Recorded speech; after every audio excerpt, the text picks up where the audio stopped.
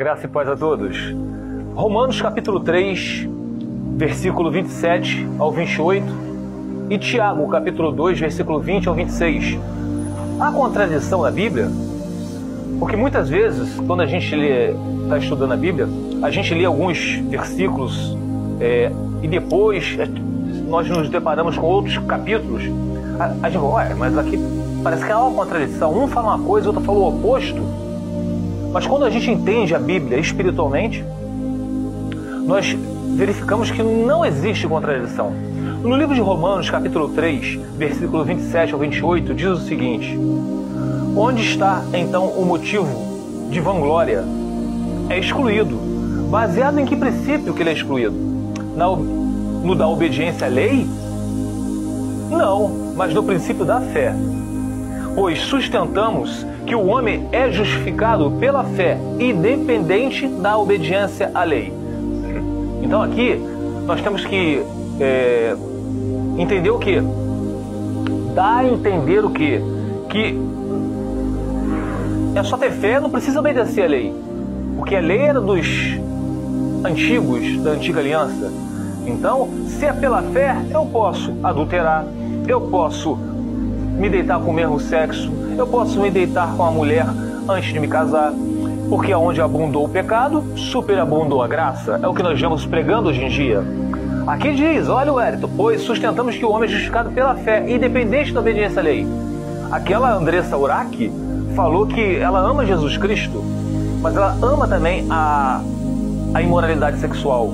E ela sabe, quanto mais ela for imoral, mais Jesus, pelo amor dele, ele vai perdoá-la. Porque onde abundou o pecado, da imoralidade sexual, no caso dela, vai superabundar a graça do Senhor. Vamos ler o livro de Tiago, se realmente há contradição? Livro de Tiago, capítulo 2, versículo 20 ao 26, diz o seguinte: insensato, quer certificar-se de que a fé sem obras é inútil? Está chamando de insensato. Não foi Abraão, nosso antepassado, justificado por obras quando ofereceu seu filho Isaque sobre o altar? Você pode ver que tanto a fé como as obras estavam atuando juntas. E a fé foi aperfeiçoada pelas obras.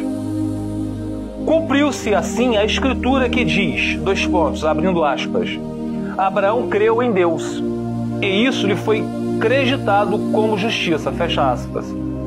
E ele foi chamado amigo de Deus. Vejam que uma pessoa é justificada por obras, e não apenas pela fé. Então, não adianta mais falar, eu amo Jesus Cristo, eu vou à igreja, eu dou dízimo, eu oferto, eu subo montes, eu me emociono quando canto louvores, eu participo no culto de jovens, eu sou pastor, eu sou teólogo. Mas a fé ela tem que ser acompanhada com as obras. Não adianta vocês serem um sepulcro caiado. Está em cima do púlpito, bate no peito que diz, lê a Bíblia, entende muito bem a Bíblia, fez teologia, mas se vocês só tem podridão por dentro, por fora vocês parecem um homem de Deus, mas por dentro vocês são filhos do diabo. Então a fé ela é acompanhada por obras. Caso semelhante é o de Raabe, a prostituta. Não foi ela justificada pelas obras quando acolheu os espias e os fez sair por outro caminho? Assim como o corpo sem espírito está morto, também a fé sem obras está morta. Então, meus amados, aqueles que dizem, aonde abundou o pecado, superabundou a graça, realmente, superabundou a graça. Porque quando superabunda a graça, o que acontece? A pessoa se arrepende dos seus pecados. Deus coloca o seu Espírito nele, o Espírito Santo, e ele nasce de novo. Aonde abundou o pecado, superabundou a graça. E quais são as consequências dessa fé? Desse introduzir do Espírito Santo na pessoa? São as obras. Então aquele que adulterava não vai adulterar mais. Aquele que se dormia com a sua namorada ou seu namorado antes de se casar, não vão dormir mais. Aquele que assassinava não vai assassinar mais. Aquele que vivia mentindo não vai mentir mais. Aquele que casou depois de um divórcio com outra pessoa, agora é convertido a Cristo, descobriu que que o segundo casamento é adultério, se o seu primeiro cônjuge dele ainda vive, o que ele vai fazer? Vai se divorciar dessa segunda aliança e vai orar a Deus para converter o coração do primeiro cônjuge dele, que agora está em outra família.